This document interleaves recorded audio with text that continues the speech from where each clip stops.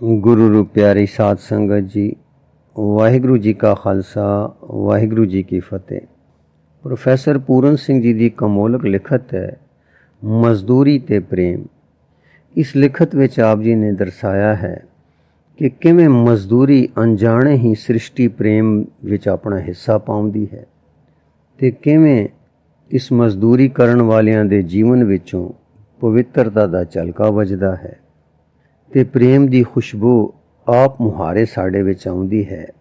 इत्थे कई जीवनां दा आप जी ने जिक्र किया है, जिवें किसानां दे जीवन का जिक्र है, इस्त्री दी प्रेम किरत दा जीवन है जो अपने बच्चों नूं किवें पालदी है। इसनूं 4 भागां विच पढ़न की कोशिश करांगे जी। आओ प्यार नाल सरवण करन की कोशिश करिए। पहला है हल वाउण वाले दा जीवन। हल वाउण वाले ते भेड़ां चारण वाले अक्सर सुभाਅ तो ही साधु होंदे हन। हल वाह अपने शरीर दा हवन कीता करदे हन। खेत उन्हां दी हवनशाला है। उन्हां दे हवन कुंड दी ज्वाला दियां किरणां चावलां दे लम्मे ते सफेद दाणियां दे रूप विच निकलदियां हन। कणक दे लाल लाल दाणे इस अग्नि दियां चिंगियाड़ियां दियां डालां वांग हन। मैं जद कदी अनार दे फुੱਲ ते फल देखदा हाँ तां मैनू बाग दे माली दा लहू चेते आ जांदा है। उसदी मेहनत दे कण धरती च गिर के उगे हन ते पौण ते चानण दी सहायता नाल उस मिठे फल दे रूप विच नज़र आ रहे हन। किरसान मैनू अन्न चों फुੱਲਾਂ चों फलां चों आहूति हुंदा जिहा दिसदा है। कहंदे हन ब्रह्म आहूति थी जगत पैदा होया है। अन्न उपजाण विच किरसान भी ब्रह्मा दे समान है। खेती उसदे ईश्वरी प्रेम दा केंद्र है। उसदा सारा जीवन पत्ते पत्ते विच फुੱਲ फुੱਲ विच फल फल विच खिलर रहा है। बृक्ष वांग उसदा जीवन एक प्रकार दा मनोजीवन है। पौण पानी धरती तेज ते आकाश दी निरोगता इसे दे हिस्से आई है। विद्या ए नहीं पढ़िया, जप ते तप ए नहीं करदा, संध्या पूजा अरदासां इसनूं नहीं करनियां आउंदियां, ज्ञान ध्यान दा इसनूं पता नहीं, मसीतां गिरजियां मंदरां नाल इसनूं वास्ता नहीं। बस निरा साग पत खा के यही अपनी भुख मिटा लैंदा है। ठंडे सोते ते वगदियां नदियां दे शीतल जल थी ये अपनी प्यास बुझा लैंदा है। अमृत वेले उठ के ये अपने हल बैलां नूं ही मत्था टेक लैंदा है ते हल जोतण चलिया जांदा है। दोपहर दी धुप इसनूं सुखांदी है। इस दे बाल मिट्टी विच ही खेल खेल वड्डे हो जांदे हन। इसनूं ते इस दे परिवार नूं बलदां ते गाइयां नाल प्यार है। उन्हां दी ये सेवा करदा है। पानी बरसाण वाले दे दर्शनां नूं उस दियां अखां नीले आकाश वल उठदियां हन। नैणा दी बोली थी ये अरदासां करदा है। संझ सवेर दिन ते रात विधाता इस दे मन विच ना चित चेते जाण वाले ते अद्भुत अध्यात्मक भावां दी वर्खा करदा रहिंदा है। जे कोई इस दे घर आ जांदा है तां ओह उस दी मिठे बोलां मिठे जल ते अन्न राहीं तृप्ति करदा है। धोखा ये किसी नूं नहीं देंदा। जेकर कोई इसनूं धोखा दे भी देवे तां उसदा इसनूं ज्ञान नहीं आउंदा, क्यों जो इसदी खेती हरी भरी है। गां इसदी दुध देंदी है। इस्त्री इसदी आग्याकार है। घर इसदा पुन ते आनंद दा टिकाणा है। ढोरां नूं चारना नवावणा खुआवणा पियावणा, उन्हां दे बच्चियां दी अपने बच्चियां वांग सेवा करना, खुले आकाश हेठ उन्हां नाल रातां कढ़ देणियां, की आत्म खोज थी घट है। दया वीरता ते प्यार जिन्ना इन्हां किरसानां विच देखण विच आउंदा है और किधरे नहीं। गुरु नानक ने ठीक कहा है, भोले भाए मिले रघुराया। भोले भाले किरसानां नूं करतार अपने खुले दीदार देंदा है। उन्हां फूस दियां छत्तां विचों छण छण के सूरज चंद उन्हां दे बिस्तरियां ते पैंदे हन। ये कुदरत दे जवान साधु हन। जद कदी मैं इन्हां बेमुकुट दे गोपालां दा दर्शन करदा हाँ मेरा सिर आप ही झुक जांदा है। ਜਦ ਮੈਨੂੰ ਕਿਸੇ ਫਕੀਰ ਦੇ ਦਰਸ਼ਨ ਆਉਂਦੇ ਹਨ ਤਾਂ ਮੈਨੂੰ ਲੱਗਦਾ ਹੈ ਕਿ ਨੰਗੇ ਸਿਰ, ਨੰਗੇ ਪੈਰ, ਇੱਕ ਟੋਪੀ ਸਿਰ ਤੇ ਇੱਕ ਲੰਗੋਟੀ ਤੇੜ, ਇੱਕ ਕਾਲੀ ਕੰਬਲੀ ਕੰਨੇ ਤੇ ਇੱਕ ਲੰਮੀ ਲਾਠੀ ਹੱਥ ਵਿੱਚ ਫੜੀ, ਗਊਆਂ ਦਾ ਮਿੱਤਰ, ਬਲਦਾਂ ਦਾ ਹਮਝੋਲੀ, ਪੰਛੀਆਂ ਦਾ ਮਹਾਰਾਜਾ, ਮਹਾਰਾਜਿਆਂ ਦਾ ਅੰਨਦਾਤਾ, ਬਾਦਸ਼ਾਹਾਂ ਨੂੰ ਤਾਜ ਪਹਿਨਾਉਣ ਤੇ ਤਖਤਾਂ ਤੇ ਬਿਠਾਉਣ ਵਾਲਾ, ਨੰਗਿਆਂ ਭੁੱਖਿਆਂ ਨੂੰ ਪਾਲਣ ਵਾਲਾ, ਸਮਾਜ ਦੀ ਫੁਲਵਾੜੀ ਦਾ ਮਾਲੀ ਤੇ ਖੇਤਾਂ ਦਾ ਵਾਲੀ ਜਾ ਰਿਹਾ ਹੈ।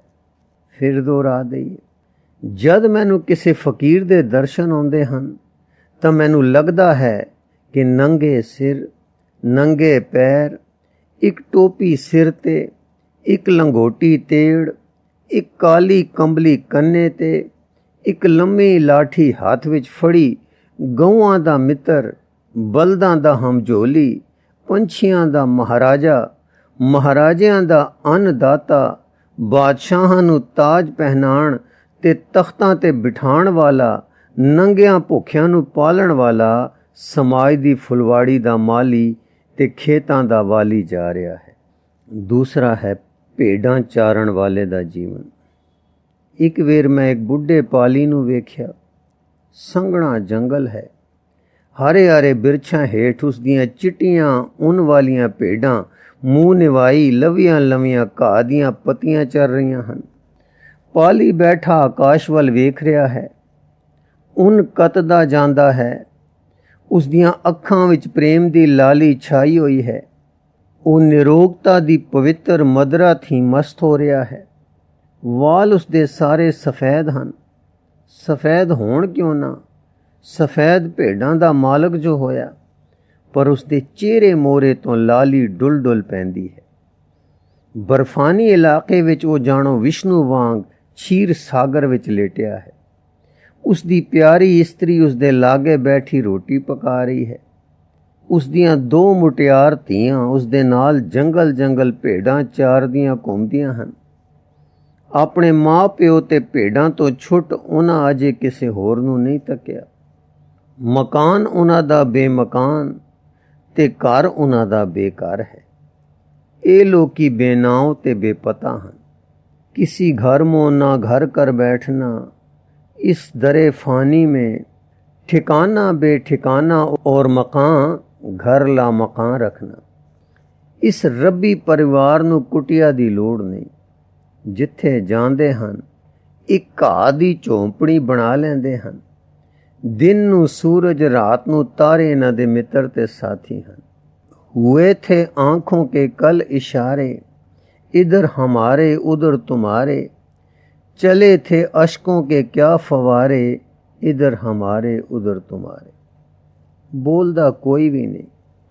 सूरज उसकी जवानी दी पवित्रता ते रीझिया है ते उस आश्चर्य दे अवतार सूरज दी वडियाई दे हड़ विच पई नच रही है। इन्हां दा जीवन बर्फ दी पवित्रता ते वण दी सुगंधी थी सुगंधित है। इन्हां दे मुहांदरे शरीर ते अंदरले दुध चिट्टे, इन्हां दी बर्फ, पर्बत ते भेडां दुध चिट्टियां। अपनियां भेडां विचों ये परिवार शुद्ध दुध चिट्टे ईश्वर दे दर्शन करदा है। जो खुदा को देखना हो तो मैं देखता हूँ तुमको, मैं देखता हूँ तुमको जो खुदा को देखता हूँ। भेडां दी सेवा ही इन्हां दी पूजा है। जरा एक भेड़ बीमार होई, सारे परिवार ते ही बिपता आ गई। दिन रात उस दे कोल बैठे लंघा देंदे हन। उसनू वधेरे पीड़ होई तां इन्हां दियां अखां सुंजे आकाश विच किसे नू वेखदे वेखदे डलक पईयां। पर पता नहीं ये किसनू सददियां हन। हथ जोड़न तक दी इन्हां नू वेहल नहीं। पर हाँ, इन्हां सबना दियां अखां किसे अगे शबदहीन, संकल्पहीन, मौत प्रार्थना विच खुलियां हन। 2 रातां एवें लंघाइयां गईयां। इन्हां दी भेड़ होण वल है। इन्हां दे घर मंगल हो रहा है। सारा परिवार रल के गा रहा है। इन्हें विच नीले आकाश ते बदल घिर आए ते झम झम वसन लगे। जानो कुदरत दा देवता भी इन्हां दी खुशी विच खुश होवे। बुढ़ा पाली मौज मस्त हो नचण लगा। ओ कूंदा कुछ नहीं, पर किसे रब्बी नज़ारे नू उसने जरूर डिठा है। ਉਹ ਫੁੱਲਿਆ ਅੰਗ ਨਹੀਂ ਮੇਉਂਦਾ, ਰਗ ਰਗ ਉਸ ਦੀ ਨੱਚ ਰਹੀ ਹੈ। ਪਿਓ ਨੂੰ ਇੰਜ ਸੁਖੀ ਵੇਖ ਦੋਹਾਂ ਕੁੜੀਆਂ ਨੇ ਇੱਕ ਦੂਜੇ ਦਾ ਹੱਥ ਫੜ ਪਹਾੜੀ ਰਾਗ ਅਲਾਪਣਾ ਆਰੰਭ ਕਰ ਦਿੱਤਾ ਹੈ। ਨਾਲ ਹੀ ਧਮ ਧਮ ਥਮ ਥਮ ਨਾਚਦੀ ਵੀ ਉਹਨਾਂ ਧੁੰਮ ਪਾ ਦਿੱਤੀ। ਮੇਰੀਆਂ ਅੱਖਾਂ ਸੋਹੇ ਬ੍ਰਹਮਾਨੰਦ ਦਾ ਸਮਾਂ ਬਚ ਗਿਆ। ਮੇਰੇ ਪਾਸ ਮੇਰਾ ਭਾਈ ਖੜਾ ਸੀ। ਮੈਂ ਉਸਨੂੰ ਕਿਹਾ, ਭਰਾ ਮੈਨੂੰ ਵੀ ਹੁਣ ਭੇਡਾਂ ਲੈ ਦੇ। ਅਜੇ ਹੀ ਚੁੱਪ ਜੀਵਨ ਵਿੱਚ ਮੇਰਾ ਵੀ ਕਲਿਆਣ ਹੋਵੇਗਾ। ਵਿਦਿਆ ਨੂੰ ਭੁੱਲ ਜਾਵਾਂ ਤਾਂ ਭਲਾ ਹੈ, ਮੇਰੀਆਂ ਕਿਤਾਬਾਂ ਖੋ ਜਾਣ ਤਾਂ ਚੰਗਾ। ਇੰਜ ਸ਼ਾਇਦ ਇਸ ਬਣਵਾਸੀ ਪਰਿਵਾਰ ਵਾਂਗ ਮੇਰੇ ਦਿਲ ਦੇ ਦੀਦੇ ਖੁੱਲ ਜਾਣ ਤੇ ਮੈਂ ਈਸ਼ਵਰੀ ਝਲਕ ਤੱਕ ਲਵਾਂ। ਚੰਨ ਤੇ ਸੂਰਜ ਦੇ ਪਸਰੇ ਚਾਨਣ ਥੀ ਜੋ ਵੇਦ ਗਾਨ ਹੋ ਰਿਹਾ ਹੈ, ਉਸ ਨੂੰ ਇਸ ਪਾਲੀ ਦੀਆਂ ਕੁੜੀਆਂ ਵਾਂਗ ਮੈਂ ਸੁਣ ਤਾਂ ਨਾ ਸਕਾਂਗਾ, ਪਰ ਸ਼ਾਇਦ ਅੱਖਾਂ ਸੋਹੇ ਦੇਖ ਸਕ। ਕਹਿੰਦੇ ਨੇ ਰਿਸ਼ੀਆਂ ਵੀ ਉਸ ਨੂੰ ਡਿੱਠਾ ਸੀ, ਸੁਣਿਆ ਸੀ। ਪੰਡਤਾਂ ਦੀਆਂ ਊਟ ਪਟਾਂਗ ਗੱਲਾਂ ਵੱਲੋਂ ਮੇਰਾ ਮਨ ਉਖੜ ਗਿਆ ਹੈ। ਕੁਦਰਤ ਦੀ ਨਿੰਮੀ ਨਿੰਮੀ ਹੱਸਣੀ ਚੋਂ ਇਹ ਲੋਕ ਰੱਬ ਦੇ ਰਸ ਦੇ ਬੁੱਲ ਦੇਖ ਰਹੇ ਹਨ। ਪਸ਼ੂਆਂ ਦੇ ਅਗਿਆਨ ਵਿੱਚ ਗੰਭੀਰ ਗਿਆਨ ਲੁਕਿਆ ਹੈ। ਇਹਨਾਂ ਲੋਕਾਂ ਦੇ ਜੀਵਨ ਵਿੱਚ ਅਨੋਖੀ ਆਪੇ ਦੀ ਪਛਾਣ ਭਰੀ ਹੈ। ਪਾਲੀਆਂ ਦੇ ਪਰਿਵਾਰ ਦੀ ਪ੍ਰੇਮ ਮਜ਼ਦੂਰੀ ਦਾ ਮੁੱਲ ਕੌਣ ਚੁਕਾ ਸਕਦਾ ਹੈ? ਹਾਂਜੀ, ਫਿਰ ਦੁਹਰਾ ਦਈਏ, ਪੰਡਤਾਂ ਦੀਆਂ ਊਟ ਪਟਾਂਗ ਗੱਲਾਂ ਵੱਲੋਂ ਮੇਰਾ ਮਨ ਉਖੜ ਗਿਆ ਹੈ। ਕੁਦਰਤ ਦੀ ਨਿੰਮੀ ਨਿੰਮੀ ਹੱਸਣੀ ਚੋਂ ਇਹ ਲੋਕ ਰੱਬ ਦੇ ਰਸ ਦੇ ਬੁੱਲ ਦੇਖ ਰਹੇ ਹਨ। ਪਸ਼ੂਆਂ ਦੇ ਅਗਿਆਨ ਵਿੱਚ ਗੰਭੀਰ ਗਿਆਨ ਲੁਕਿਆ ਹੈ। ਇਹਨਾਂ ਲੋਕਾਂ ਦੇ ਜੀਵਨ ਵਿੱਚ ਅਨੋਖੀ ਆਪੇ ਦੀ ਪਛਾਣ ਭਰੀ ਹੈ। ਪਾਲੀਆਂ ਦੇ ਪਰਿਵਾਰ ਦੀ ਪ੍ਰੇਮ ਮਜ਼ਦੂਰੀ ਦਾ ਮੁੱਲ ਕੌਣ ਚੁਕਾ ਸਕਦਾ ਹੈ? ਗੁਰੂ ਰੂਪ ਪਿਆਰੀ ਸਾਧ ਸੰਗਤ ਜੀ, ਇਸ ਲਿਖਤ ਦਾ ਅਗਲਾ ਹਿੱਸਾ ਆਪ ਜੀ ਨੂੰ ਅੱਗੇ ਪੜ੍ਹ ਕੇ ਸਰਵਣ ਕਰਾਉਣ ਦੀ ਕੋਸ਼ਿਸ਼ ਕਰਾਂਗੇ ਜੀ। ਵਾਹਿਗੁਰੂ ਜੀ ਕਾ ਖਾਲਸਾ, ਵਾਹਿਗੁਰੂ ਜੀ ਕੀ ਫਤਿਹ।